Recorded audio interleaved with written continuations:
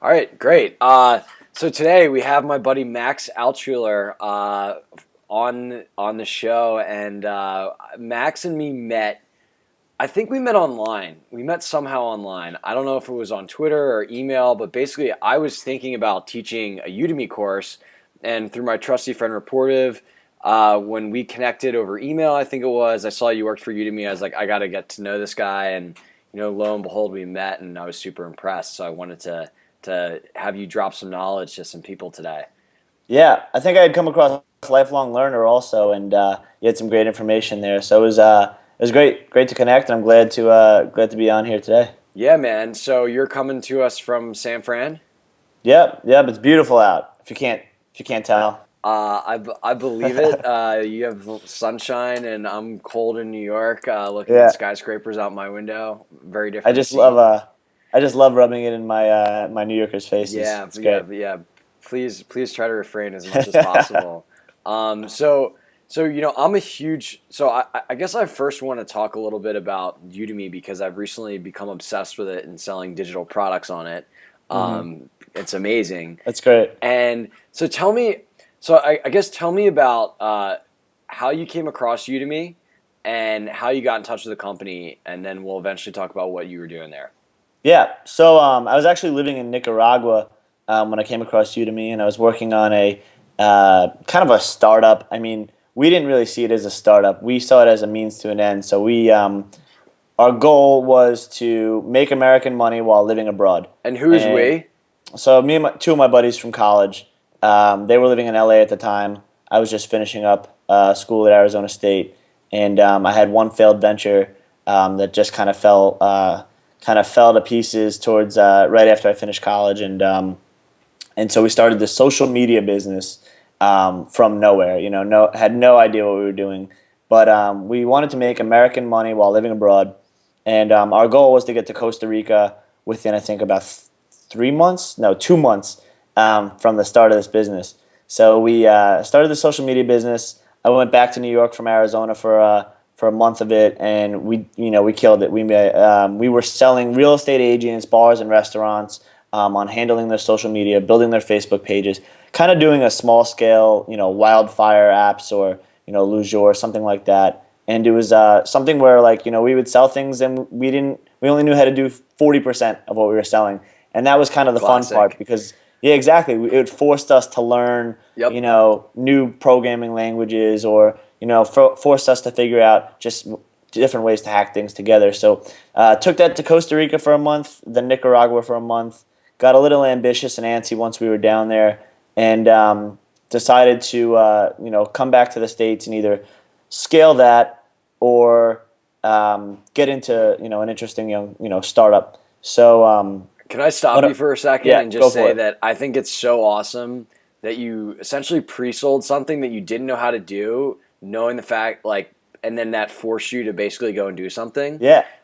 So like for me, like that sleep class I put together, a hmm lot of it was the fact the way that Skillshare online classes work is you like say that you're going to teach a class, and then you have to do it like a month and a half, 2 months in advance. A lot of the content for that class, I didn't have any idea until I was like, oh my gosh, I have to teach a class in a month and a half in this. I have to learn all of this stuff. Yeah. And putting those like accountability mechanisms in place where it's like you have to own up to what you said you were going to do, and that really forces you to take action is just awesome. So it's Yeah. really cool to hear about how you did that in the business. Yeah, it was really cool. I mean, my two partners that I was with, their goals were to actually become product related at the end of our experience or journey, whatever it was, business. So I wanted to do more, the sales, the business development type stuff, account management, and let them do the product related things. And it actually ended up working out really well because cut to the end, we were working on someone's project, a customer of ours. We had told we were using lynda.com to learn some of the programming we were doing, and she said, "Have you heard about Udemy?" And I think she came across them through a deal site, but I looked at it and I was like, "This is amazing. This is the next big thing. I need to go work for them." And so I actually reached out to Nesh, who's the VP of marketing over there, and he was the first business hire for the company from Nicaragua. And basically grabbed my backpack, went up there, was pretty much working for them about 4 weeks later. And I guess, another added bonus to the whole story is that the two kids I had went down there with, well, not kids, but 24 at the time, I think we were 23. One is a product manager at a up and coming company called AdRoll, and the other one is doing something product related. I think he's in like ad ops or something like that at another. I think they were on both like Inc.'s fastest growing companies list, SpongeCell. So it worked out for all of us. I got business development at Udemy. They're both doing product jobs at two huge, and incredibly fast growing companies in the ad space, and it was a great experience. We got to live in Costa Rica, Nicaragua for the summer. So that's how I stumbled upon the Udemy job. That's amazing. So you just cold email the VP of marketing. What do you say? Like, hey, you're awesome. I want to come work for you. What was the opener there? Yeah, I mean, they had a posting out and basically gave them a little insight into what I've been doing, what I've been working on.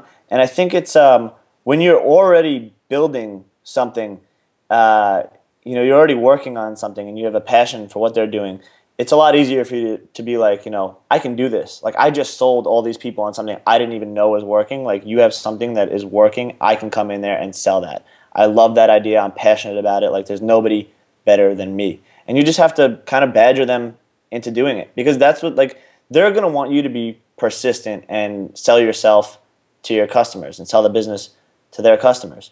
So you need to be able to do that for yourself when you're trying to get a job. And having been working on something at the time, or even if you're not working on something, become like a thought leader almost in that area, or write about it. Yep. Then you'll prove that this job was made for you. And the more you can convince them that this job was made for you, the easier it'll be for them to say, okay, this kid's high risk, high reward, which is exactly what they said about me. But they never look back. And usually when you find someone who's willing to put that that amount of effort into getting the job, like, they're going to go in and kill it, because there's no if I don't get this job, I will. Yep. There's I'm going to get this job, and that's it. Love it. Okay, so let's fast forward. Talk to me about what you're responsible for when you got the job at Udemy and what you're doing. Yeah. So it's a marketplace, and in every marketplace you need to build out the supply. So obviously on my side, on the sales side, we were in charge of building out the course catalog at Udemy. So when I took over the job, took over the reins of going out and getting instructors to create courses, we only had a handful of courses. There was not really any process that we had in place. We had about 4 interns that were doing it earlier that summer. And it was kind of just like a scatter shot. There was no CRM really. I don't think there was a CRM at all. We had a shoddy system, but it was one of those things where we were just about to close an A round. And in the beginning of, pretty much any startup, there's really no process. You do whatever you can to get what you need, done. And so, it wasn't till I got in there that we really started to put a process in place and be able to scale this thing, because I guess once you have that A round, you can actually play with a couple different processes and see what works, see what doesn't, throw the things that don't out the window, double down on the things that work, and really get things rolling. But before then, it's really just about getting the numbers up and not really worrying about what you're doing. Got it. So you tell me a little bit about the process that you put together, because I always think it's interesting to understand like how people optimize like various processes to do things faster, especially in the sales BD world. So we took what they had so far, and it was really scattered across a couple different verticals, and we decided, okay, tech and business and more granularly startups, entrepreneurship, small businesses.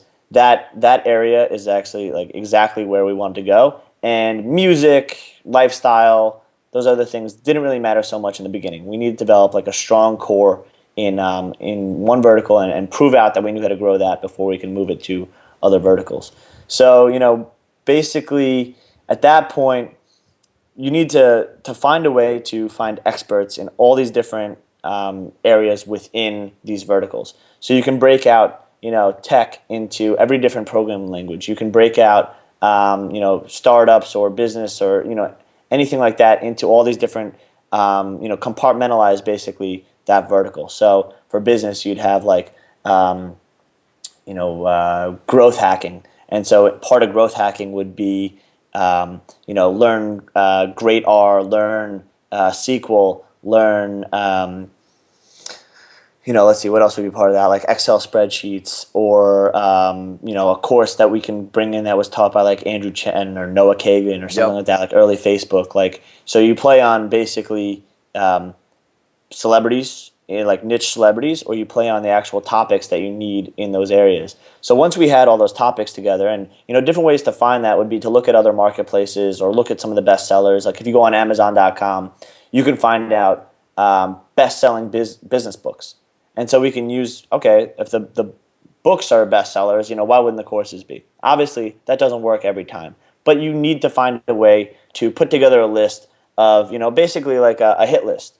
Yep. And so once you have that hit list, now it's just about filling out the experts in those areas. And so we actually had a VA through a company called TaskUs, which is, if you wanted to staff out, 4 to 6 VAs or more on your team, they're a great resource. Especially if you have a budget, they do all the management. So that's a little shout out to TaskUs right there. Yeah, but they're great. And we had this VA. Her name was Joan, and she would just basically, we give her very, detailed instructions, and she would fill out these lists of, Python experts, PHP, Ruby on Rails, Node.js, and basically how she did that was we'd give her different strings or keywords and say something like learn PHP for beginners, learn PHP for learn PHP tutorials, learn PHP classes, learn introduction to PHP, that kind of stuff. She'd go and put that into all the different search engines, whether they're video based, like YouTube, Vimeo, SlideShare, Slide6. We had Google, Bing, what have you, and basically just fill out those spreadsheets in every different category. And so once we had all these leads, she'd go out and find email addresses. We had the reportive hack. We had a couple different things we used, and once we had all those email addresses, we were able to use a software called ToutApp to send out personalized emails. ToutApp, great software. TK. ToutApp is the man. We were able to use that and send out basically cold emails that would set up warm phone calls. So instead of spending all of our time cold calling, we would only pick up the phone for people who had responded and had interest. Qualified leads, baby. Exactly. Qualified leads. So, while we might only get on the phone with 10 people a day, those 10 people, we would have like an 80 or 90% chance of getting them to commit verbally to creating a course, as opposed to getting on the phone with 60 people a day and getting 1 or 2. That's a waste of time. And so we were able to kind of build this process. And listen, it wasn't my first week, it wasn't my second week, it wasn't even my second month where we had this thing figured out exactly how I just described it. It's a work in progress. Sure. But there are resources out there, like my blog and what you're writing about as well, that help people that are doing this for the first time figure it out a lot quicker than we did. Yep. So one thing I have a question about to ask you is, a lot of people commit to something verbally, right? Whether we're talking about teaching a class or maybe doing a pilot with your product.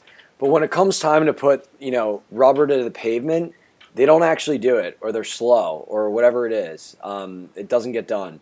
What kind of things, is that a challenge that you ran into, and what kind of things did you do to mitigate that?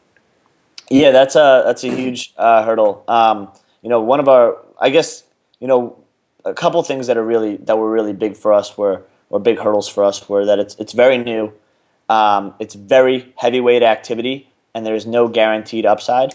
It's tough to get people to do that kind of stuff on nothing guaranteed. I mean, we're not paying people up front. it was on a revenue share. And while it had the potential to be very lucrative, it's still very new. There's no case studies. This was something that was really new. So yeah, getting people to commit was hard. Getting people to stay committed was even harder. Once they realize, you can get someone to commit on a phone, and then they're on a conference circuit for 3 months. So it's really just about being organized and having a good pipeline set up so that you know when you need to kind of ping someone again, and how to read the room in a way where you're not being where I've actually gotten this compliment before a lot of times where I'm persistent without being pesky or pushy.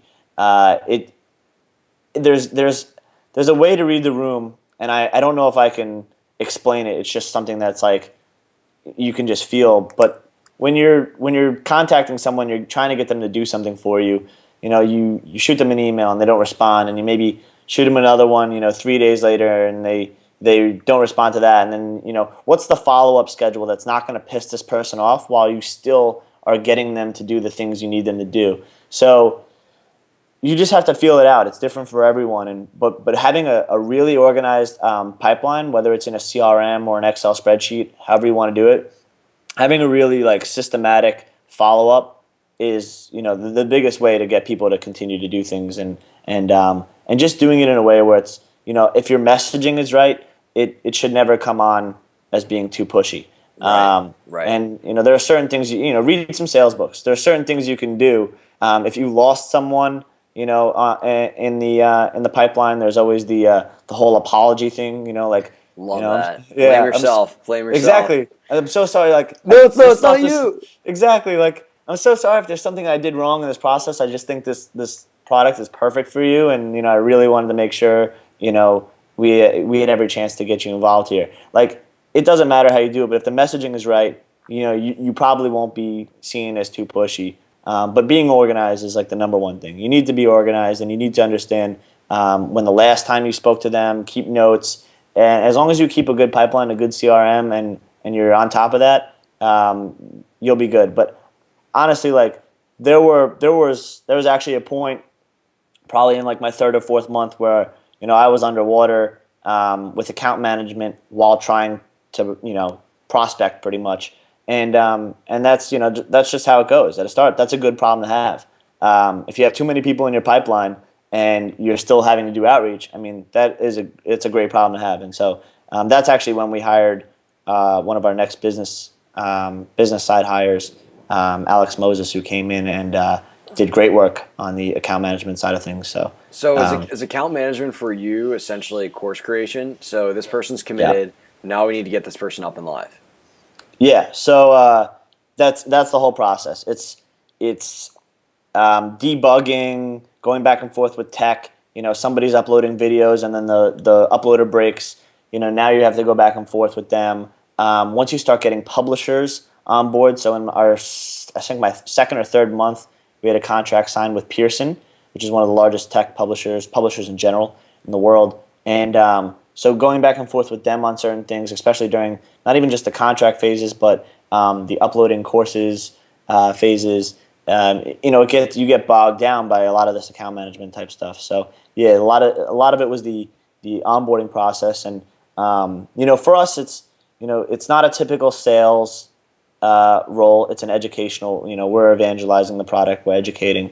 Account management is not your typical upselling or checking in type thing. It's more of just getting people comfortable with the system and getting courses online. So it's a little bit of a different role than your generic corporate roles. But Sure. we figured them out. We made them work, and there was no blueprint for us. There's no nobody's doing an online course marketplace like this before we did. So did you do anything and I guess one strategy that I'll bring up that I think people might like is in terms of being persistent in an elegant way that doesn't make you seem like an annoying little gnat, is I will email people about nothing related to the deal. So if I know, one thing I do is diligently take notes of someone's personal, whatever personal details I'm able to derive from our conversation. So maybe they're a Patriots fan, or they like cycling, or They just went on vacation to St. Kitts or whatever it is. I'll take notes of that, and then if someone's gone like radio silent on me or won't get back to me, I'll just ping them about, I'll find some news in the Patriots, or I'll find a funny picture of St. Kitts or something, and I'll just send them that without any regard to our deal, and they'll just get back to me and be like, oh, by the way, this course is a week away from being done, or whatever it is. And it's just kind of like it's like a nice little way to inspire action that isn't like, so in your face, so annoying. Yeah, I mean, definitely that one works all the time. And with Twitter these days, you can find out anything that's going on in their lives and hit them up with that. It's really simple. It's not rocket science.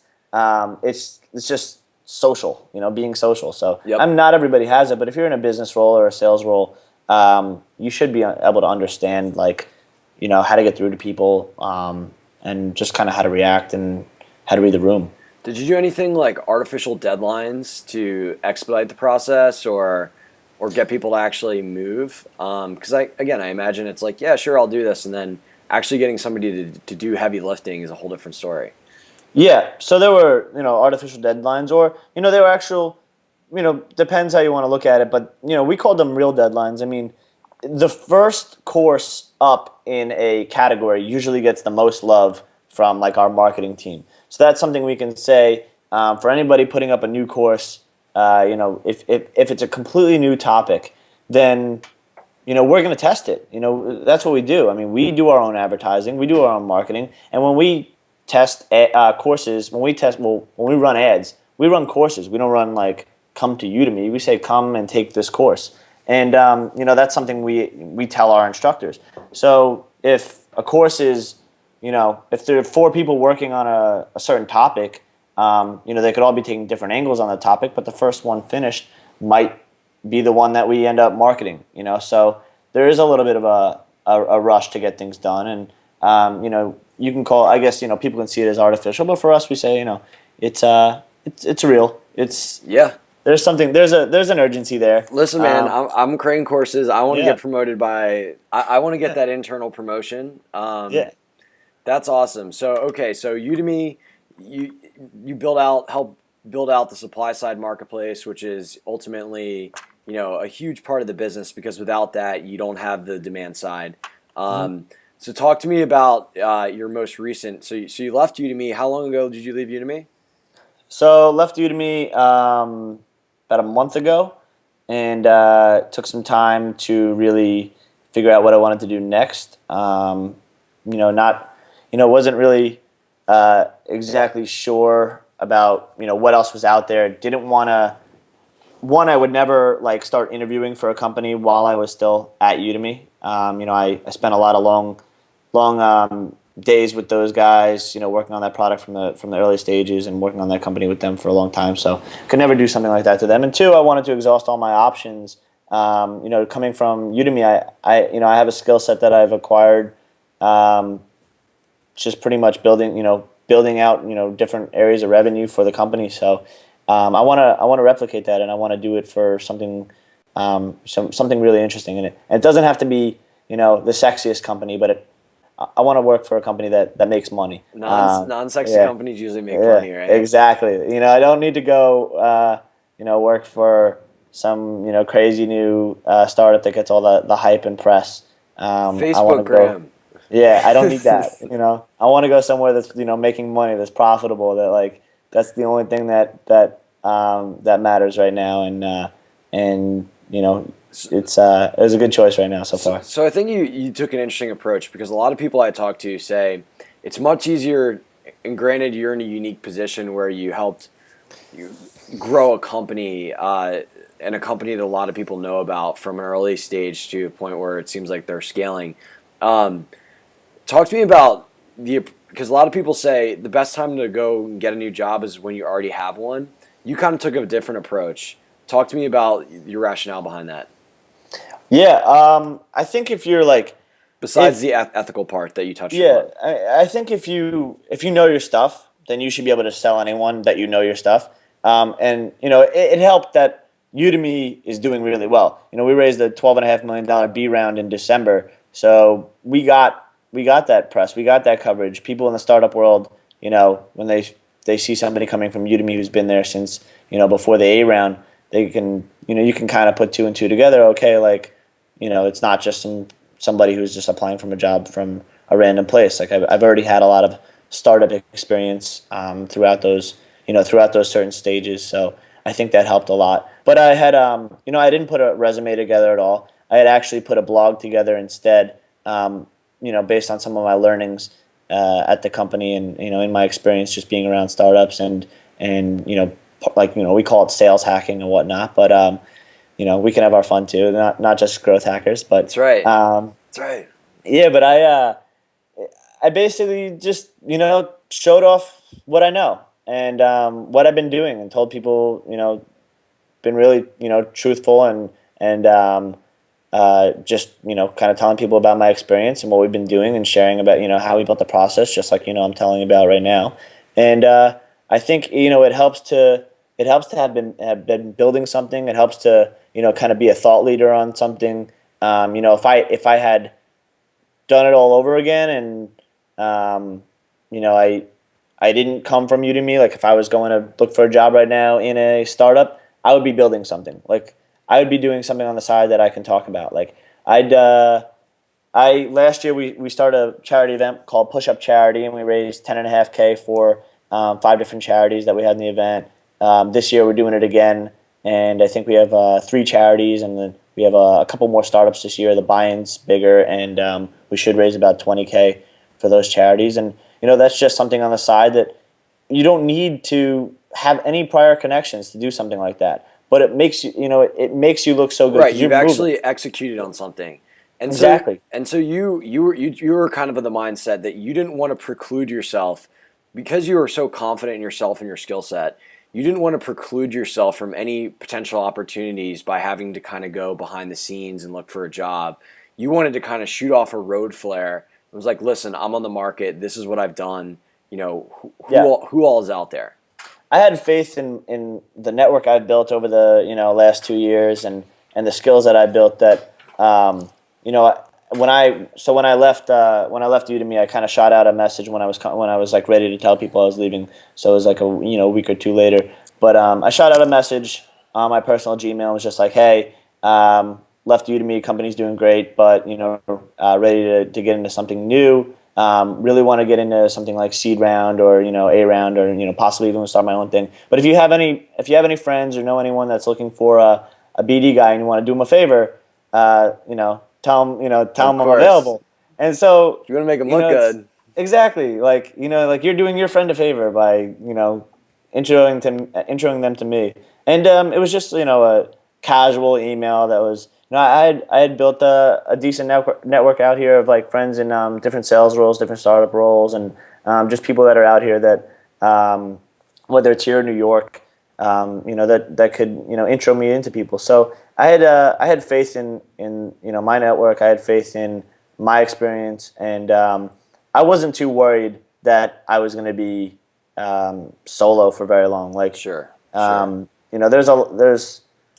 there's a lot of experience I picked up along the way, and at the end of the day, I think one of my best negotiating pieces was that I was prepared to do my own thing.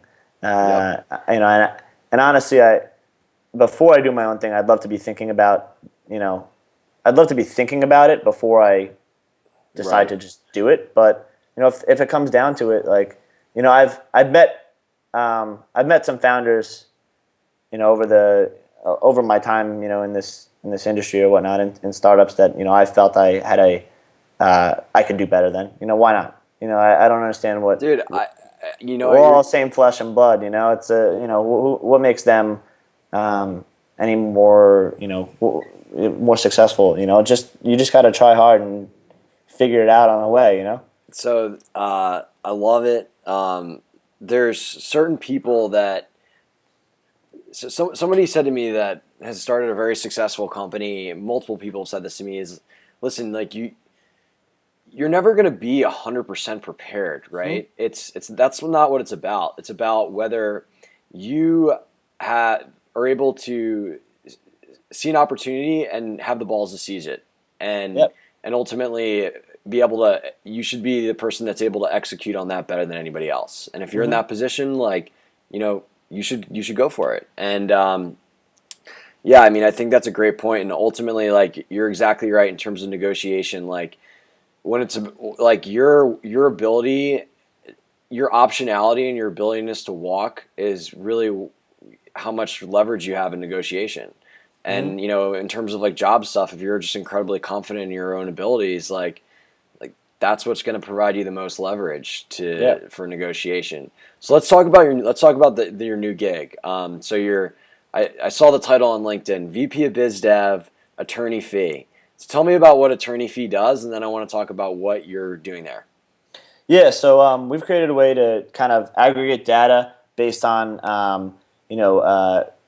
a situation you might have where you need an attorney. So if you get a DUI or in an auto accident in a certain area of the country, how much should you be paying for that? And then you can let us connect you to an attorney in your area. So we're trying to develop the most coverage possible for that area. We also have a unique proprietary call product that allows us to connect people to attorneys directly through this IVR. So we can place this on pages like if you're on Yelp and you're looking for an attorney in Paramus, New Jersey, we can put this IVR call piece as an ad or in their mobile app, and instead of filling out a lead form or searching through a database where they have no reviews because it's Paramus, New Jersey, you can hit this button and it'll connect you to an attorney that we have in our database in that area. It'll connect you right to them. Basically, you just have to type in, it'll give you a little prompt. You press the number that it corresponds with, DUI, bankruptcy, whatnot, and then your zip code. So it's a cross between a product company and a lead gen company.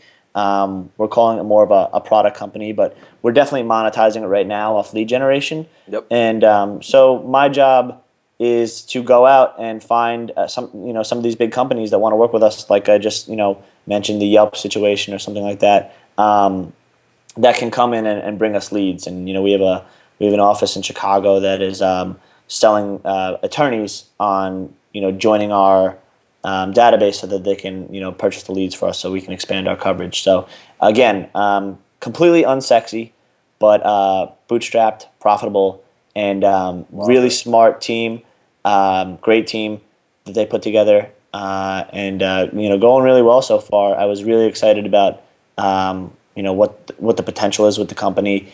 Obviously, with the team, with the leaders, something you look at, and again, my potential in my career, what I wanted to do next, or which direction I wanted to bring that in, had a lot to do with it, and Sure.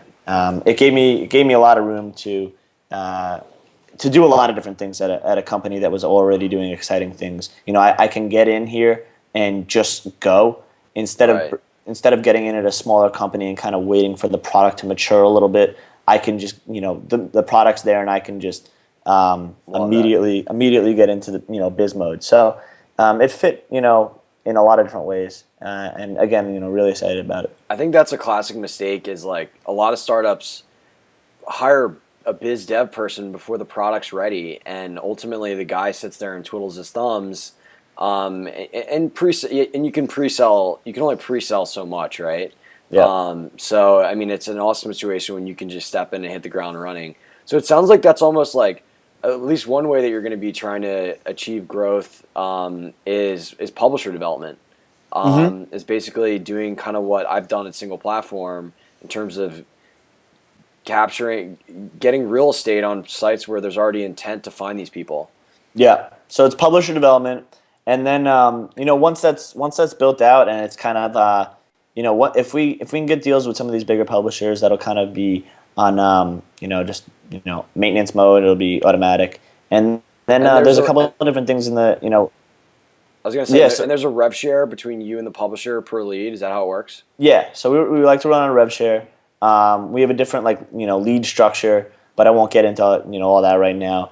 But we qualify leads as calls. But basically, there's a lot of different things I can do in the company, helping them kind of develop a process for getting more attorneys on the platform. And then there's some interesting products that we have on the horizon, that we're putting some R&D into right now and trying to work through right now. But the biggest thing that interests me, I guess the thing that interests me the most in AttorneyFee before I started was that they've already nailed distribution. Basically, they've already found a scalable way to sell leads to lawyers. Easy.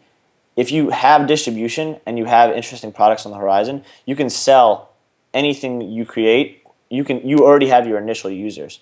So there's not a lot of companies out there right now that can say that. I mean, there are companies out there that have a product and they have a couple of users. They're seed stage. Right. They're a small company. There might be, there's distribution is like the hardest thing to lock down, because once you have distribution, you have a product market fit, you have everything. And once you have distribution, you can find ways to upsell, that whole chain, that whole pipeline. So that was a really interesting piece, and I think that some of the products that they have that they mentioned to me so far that we're working on will be easy to get in people's hands that are already purchasing from us. That's awesome, man. I mean, that's exciting. I'm definitely envious of your understanding of marketplaces because what a great business model if you actually can achieve scale on both sides. That's awesome, man. That's awesome. So I don't want to take too much of your time here. How can people help you out in your early days at AttorneyFee? What types of people are you looking to connect with? Yeah, looking to connect with people who are kind of in the lead generation business right now, or publisher side. So companies like Yelp or Thumbtack. Let's see who else is on that list. Just Answers. Those types of companies. Even like someone like GoDaddy. Anybody. I'm looking for some creative partnerships here. Not just dealing with lead gen companies, but if somebody buys a product from you and they can customize a product and it's they can add any kind of LLC formation company or something like that, or even domains. If somebody went on GoDaddy and bought a domain that was like blank law firm or blank attorneys or something like that. I'd love to know if there was a way that there was some way I can work together with them that that user got some kind of call to action that had them sign up with AttorneyFee or something like that. So, there's a lot of different ways. But I'm pretty open to talking with people about marketplaces, startups, all that kind of stuff. So, I get all the help I need. I can say. I mean, when I need help, I go out and ask for it, and I've been pretty fortunate. I've had a lot of people help me over the past 2 years, and then I don't know where I'd be without them, but. If I can be of any help to anyone, I'm happy to talk. And my blog is Max Talks Hacks. Love it. Pretty easy. So much rhyming. To remember. Exactly, super easy to remember. And Max Talk Hacks. What, you're on Twitter as well? Yeah, Max Alts, ALTS. So Max Alts. And you can find me either way. I haven't been doing much Twitter lately or blogging, obviously, with the new job stuff. It's been second, actually not even second, work's been 1, 2, 3, 4, 5, 6, 8, exactly. So it's been deep on the list, but I'll get back into it soon. I have some posts queued up, which another tool I use for that is Workflowy, which has been great for outlining posts. And you can read a bunch of stuff. Your blog's great. I love it. Awesome stuff Action. About Gmail productivity, about virtual outsourcing, virtual assistants, about cold emailing. I was going through it today. It's really good, man, and I really like how tactical the stuff is. So keep doing it, dude. When you've gotten settled in, obviously. Yeah, definitely. Yeah, just like to quickly give a shout out to Tim Parks, Guy Gambiani, Dinesh Thiru, Aaron Bali. All the people I worked with at Udemy in the early stages, Alex Moses, Audrey, everybody's been that's helped out with that, development there throughout the process. Dan Murphy, it wasn't just me, obviously, that built all that out. I was in charge of it, but I couldn't have done it without the input I got and the help that I got from those guys, and a lot of them are still there. doing great things. I hope I didn't leave anybody out, but they're and Joan Morano, our VA from Taskus, who's a true Yeah, champion. Joan. Yeah, She's kicking it in the Philippines, right? Is that what she's in the Philippines, and she's great. She's she was, honestly, when you hire VAs, we didn't get to talk much about the VA process here, but it's a lot of times it's hit or miss if you don't know what you're doing. And she was actually through TaskUs, and she was great. We have a couple of good ones through Odesk too that we've been using, but Joan is, she's like a full time employee. She's great. That's awesome, man. Well, this has been so great. So much valuable insight here.